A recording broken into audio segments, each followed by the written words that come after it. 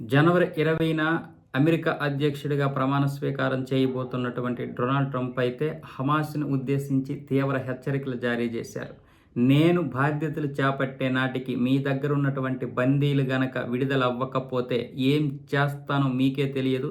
చాలా తీవ్రమైనటువంటి పరిస్థితులు ఎదుర్కోవాల్సి వస్తదని డొనాల్డ్ ట్రంప్ బహిరంగంగా మీడియా ముఖంగానే బహిరంగంగా చెప్పడం జరిగింది. హెచ్చరికలు జారీ చేశాడు.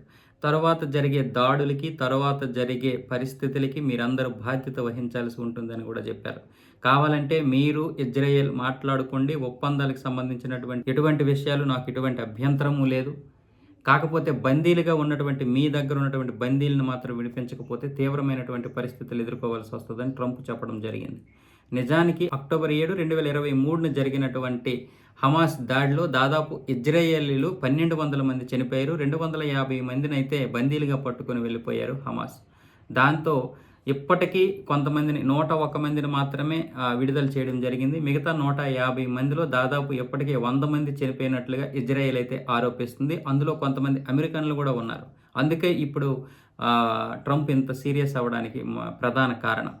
అయితే హమాస్ అయితే దీని గురించి ఏం మాట్లాడడం లేదు. ట్రంప్ చేసినటువంటి హెచ్చరికలను అయితే హమాస్ ఇంకా పట్టించుకోవడం లేదు.